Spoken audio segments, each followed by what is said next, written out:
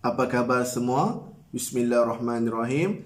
Assalamualaikum warahmatullahi wabarakatuh dan salam keluarga Malaysia. Baiklah, jom kita belajar Bahasa Melayu tahun 6, Sekolah Jenis Kebangsaan. Baiklah, terlebih dahulu, saya harapkan adik-adik dan juga rakan-rakan guru sekalian sentiasa berada dalam keadaan sihat walafiat. Baiklah, kali ini kita akan belajar dalam tema yang kelima, iaitu integriti. Dan kita akan belajar dalam unit yang ke-14, iaitu Sekolah Berintegriti Murid Cemerlang. Jadi, adik-adik dan juga rakan-rakan guru sekalian bolehlah merujuk buku teks Bahasa Melayu tahun 6, Sekolah Jenis Kebangsaan KSSR Semakan 2017, pada muka surat 92. Baiklah, standard kandungan yang kita akan belajar kali ini ialah 2.1, iaitu asas membaca dan memahami.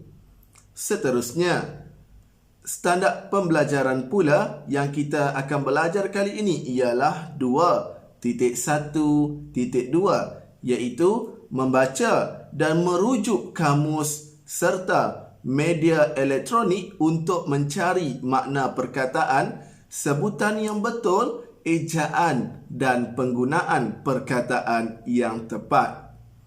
Seterusnya, objektif pembelajaran yang kita ingin capai dalam pembelajaran kali ini ialah murid-murid, iaitu adik-adik sekalian, dapat mencari makna perkataan dan membina ayat berdasarkan perkataan yang berwarna merah. Baiklah, jom kita baca bersama-sama petikan yang bertajuk Seia Sekata Pasti Berjaya. Sebelum kita teruskan pembelajaran kita kali ini, adik-adik dan juga rakan-rakan guru yang belum like dan subscribe video ini, jom like dan subscribe sekarang. Kenapa? Supaya anda tidak ketinggalan apabila saya menghasilkan video-video baharu. Baiklah, Cikgu Chin telah dilantik sebagai guru penyelaras Bilik Wakaf Bahasa Melayu di SJKC Taman Budi. Beliau telah diberi sebuah kelas untuk dijadikan bilik tersebut. Cikgu Chin meminta Yimun, Arisa, Dayang dan kawan-kawannya berkumpul di bilik itu. Mereka berbincang untuk menghias bilik tersebut. Aktiviti perbincangan yang dilakukan beberapa kali ini berjaya mengeratkan hubungan mereka juga.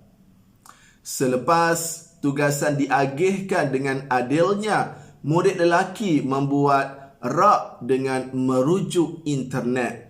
Mereka menggunakan komputer Cikgu Chin dengan berhati-hatinya. Li Chin menyediakan paip poli yang berwarna perang dan keras. Azli mengerat paip poli itu untuk membuat para. Kawan Azli pula menggunakan pemutar skru untuk mengetatkan skru pada selak di pintu rak itu. Azli yang diamanahkan sebagai ketua amat arif akan selok-belok cara membuat rak itu. Yimun dan murid-murid perempuan membuat kad petunjuk yang bercorak pokok rendang untuk ditampal pada rak yang dibuat oleh murid lelaki.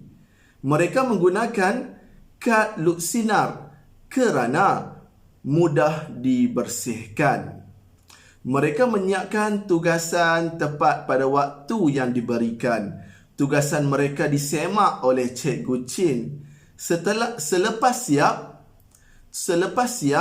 alatan disusun kemas supaya bilik itu tidak semak. Beliau memuji anak muridnya yang berjaya mengamalkan integriti seperti seia sekata, bertanggungjawab, amanah dan menghargai masa semasa menyiapkan tugasan itu.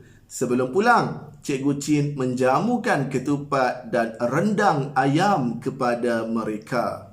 Baiklah, jadi dalam petikan ini ada beberapa perkataan yang berwarna merah Nanti kita akan cuba cari bersama-sama maksud perkataan-perkataan tersebut dan seterusnya kita bina ayat menggunakan perkataan tersebut.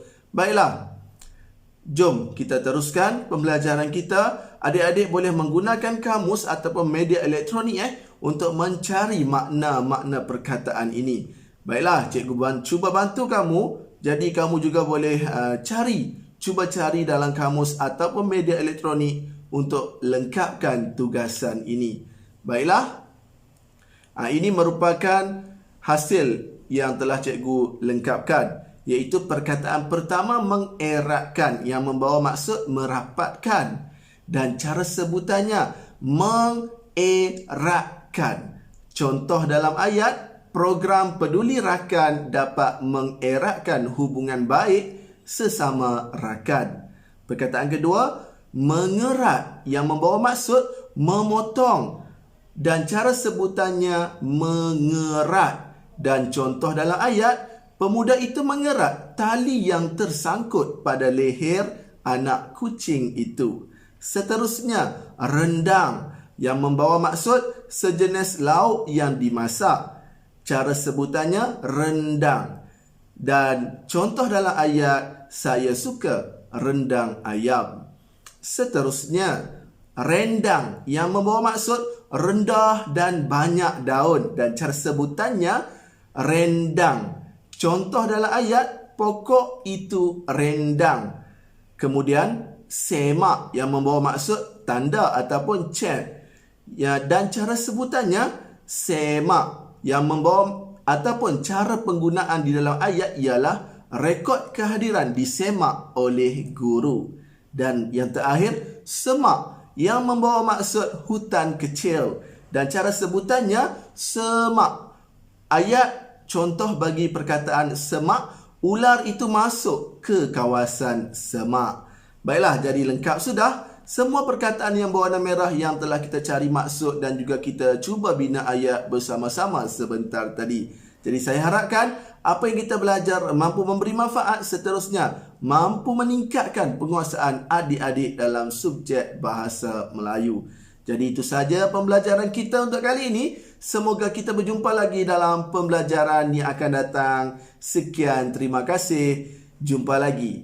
Bye-bye.